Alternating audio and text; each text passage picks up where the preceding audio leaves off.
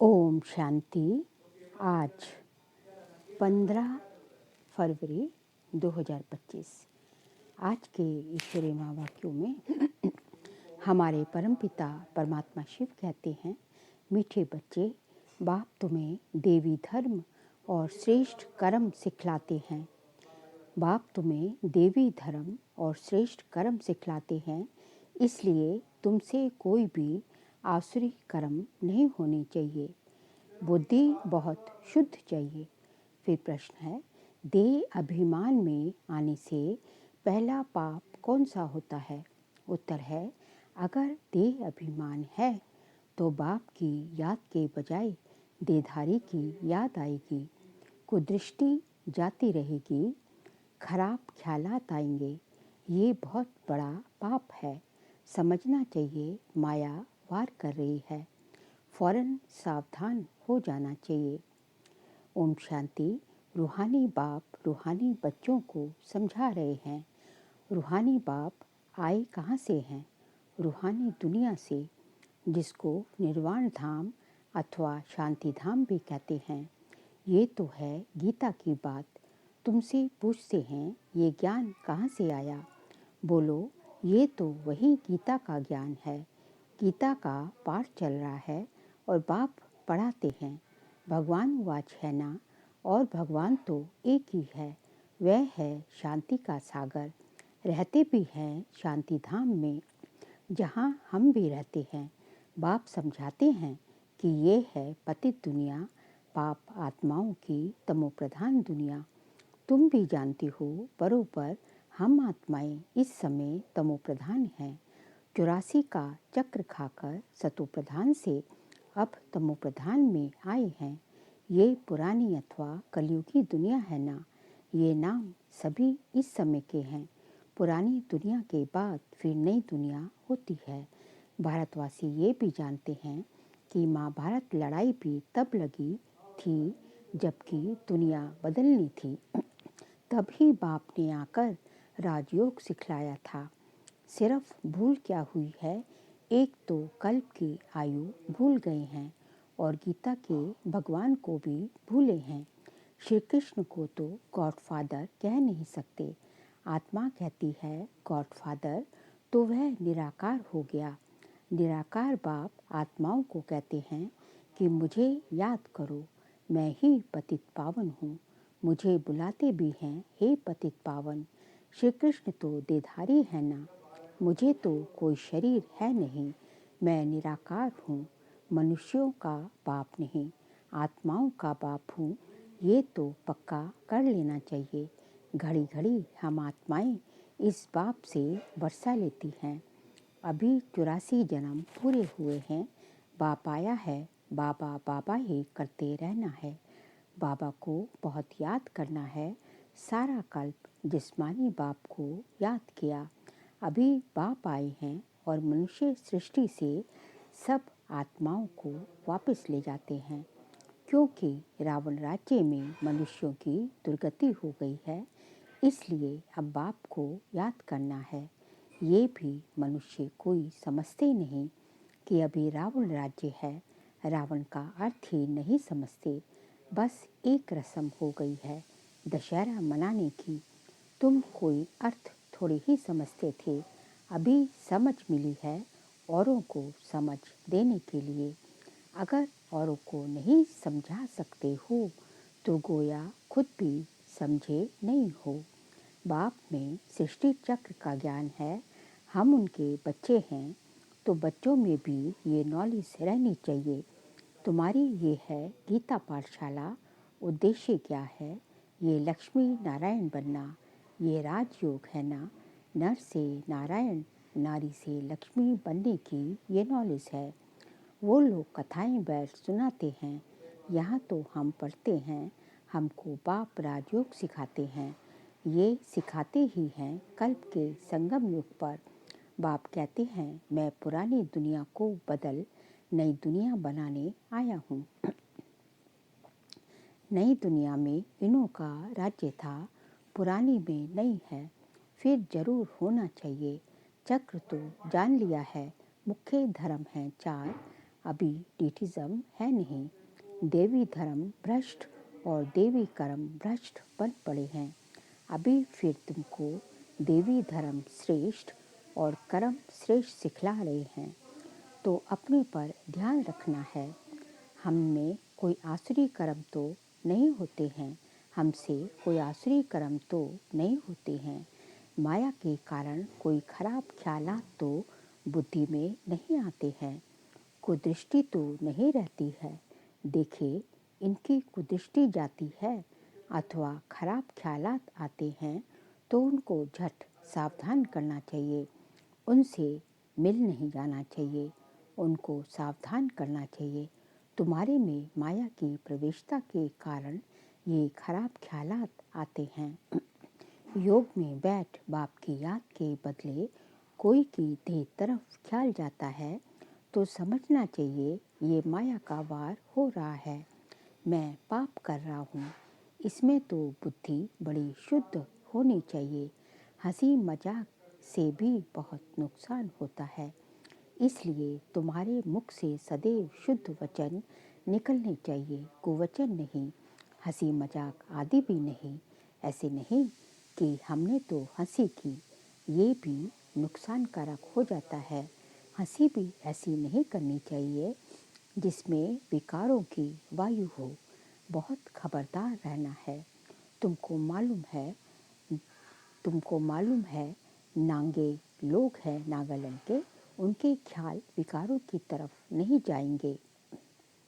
रहते भी अलग हैं, परंतु कर्मेंद्रियों की चलायमानी सिवाय योग के कभी निकलती नहीं है। काम शत्रु ऐसा है जो किसको भी देखेंगे योग में पूरा नहीं होंगे तो चलायमानी जरूर होगी। अपनी परीक्षा लेनी होती है। बाप की याद में ही रहो तो ये कोई भी प्रकार की बीमारी ना रहे। योग में रहने से ये नहीं होता है। सतयुग में तो कोई भी प्रकार का गंध नहीं होता है। वहाँ रावण की चंचलता ही नहीं जो चलायमानी हो। वहाँ तो योगी लाइफ चलती रहती है। यहाँ भी अवस्था बड़ी पक्की चाहिए। योग बल से ये सब बीमारियाँ बंद हो जाती हैं। इसमें बड़ी मेहनत है। राज्य लेना कोई मासी का घर नहीं है। पुरुषार्थ तो करना है ना। ऐसे नहीं कि बस जो होगा भाग्य में सो मिलेगा। धारणा ही नहीं करते गोया पाई पैसे के पद पाने लायक है। सब्जेक्ट्स तो बहुत होती है ना। कोई ड्राइंग में कोई खेल में मार्क्स ले लेते हैं, वह है कॉमन सब्जेक्ट। वैसे ही यहाँ भी सब्जेक्ट्स हैं, कुछ ना कुछ मिलेगा। बाकी बादशाही नहीं मिल सकेगी। वह तो सर्विस करेंगे तब बादशाही मिलेगी। उसके लिए बहुत मेहनत चाहिए। बहुतों की बुद्धि में बैठता ही नहीं है, जैसे कि खाना हजम ही नहीं होता है। ऊंच पद पाने की हिम्मत नहीं। इसको भी बीमारी कहेंगे ना। तुम कोई भी बात देखते हुए ना देखो। रूहानी बाप की याद में रह औरों को रास्ता बताना है। अंधों की लाठी बनना है। तुम तो रास्ता जानते हो। रचयिता और रचना का ज्ञान मुक्ति और जीवन मुक्ति तुम्हारी बुद्धि में फिरते रहते हैं। जो महारथी हैं, बच्चों की अवस्था में भी रात दिन का फर्क रहता है। कहाँ बहुत धनवान बन जाते, कहाँ बिल्कुल गरीब। राजाई पद में तो फर्क है ना। बाकी हाँ, वहाँ रावण ना होने के कारण दुख नहीं होता है। बाकी संपत्ति में तो फर्क है। संपत्ति से सुख होता है। जितना योग में रहेंगे उतनी हेल्थ बड़ी अच्छी होगी। मेहनत करनी है। बहुतों की तो चलन ऐसी रहती है जैसे अज्ञानी मनुष्यों की होती है। वह किसका कल्याण कर नहीं सकेंगे। जब इम्तिहान होता है तो मालूम पड़ जाता है कि कौन कितने मार्क्स से पास होंगे। फिर उस समय हाय हाय करनी पड़ेगी। बाप दादा दोनों ही कितना समझाते रहते हैं। बाप आए ही हैं कल्याण करने। अपना भी कल्याण करना है तो दूसरों का भी करना है। बाप को बुलाया भी है कि आकर हम पतितों को पावन होने का रास्ता बताओ। तो बाप श्रीमत देते हैं, तुम अपने को आत्मा समझ दे अभिमान छोड़ मुझे याद करो।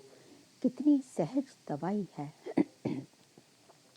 बोलो, हम सिर्फ एक भगवान बाप को मानते हैं। वह कहते हैं, मुझे बुलाते हो कि आकर पतितों को पावन बनाओ, तो मुझे आना पड़ता है। ब्रह्मा से तुमको कुछ भी मिलना नहीं है, वह तो दाता है, बाबा भी नहीं। बाबा से तो वर्षा मिलता है, ब्रह्मा से थोड़ी ही वर्षा मिलता है। निराकार बाप इन द्वारा एडॉप्ट कर हम आत्माओं को पढ़ाते हैं, इनको भी पढ़ाते हैं। ब्रह्मा से तो कुछ भी मिलने का नहीं है, वर्षा बाप से ही मिलता है। इन द्वारा देने वाला एक है, उनकी ही महिमा है, वही सर्व का सद्गति दाता है। वह तो पूजे से फिर पुजारी बनते हैं, ये तो पूजे से फिर पुजारी बनते हैं।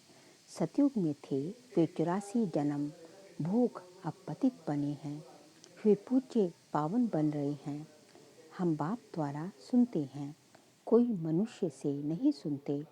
मनुष्यों का है ही भक्ति मार्ग, ये है रूहानी ज्ञान मार्ग। ज्ञान सिर्फ एक ज्ञान सागर के पास ही है, बाकी ये शास्त्र आदि सब भक्ति के हैं। शास्त्र आदि पढ़ना ये सब है भक्ति मार्ग। ज्ञान सागर तो एक ही बाप है। हम ज्ञान नदियाँ ज्ञान सागर से निकलती हैं, बाकी ये है पानी का सागर और नदियाँ। बच्चों को ये सब बातें ध्यान में रखनी चाहिए। अंतर्मुखी हो बुद्धि चलानी चाहिए। अपने आप को सुधारने के लिए अंतर्मुखी हो, अपनी जांच करो। अगर मुख से कोई कुवचन निकले या कुदृष्टि जाए तो अपने को फटकारना चाहिए। हमारे मुख से कुवचन क्यों निकले, हमारी कुदृष्टि क्यों गई। अपने को चमाट भी मारनी चाहिए, घड़ी घड़ी सावधान करना चाहिए, तभी ऊंच पद पा सकेंगे। मुख से कुवचन ना निकले। बाप को तो सब प्रकार की शिक्षाएं देनी होती हैं। किसको पागल कहना ये भी कुवचन है।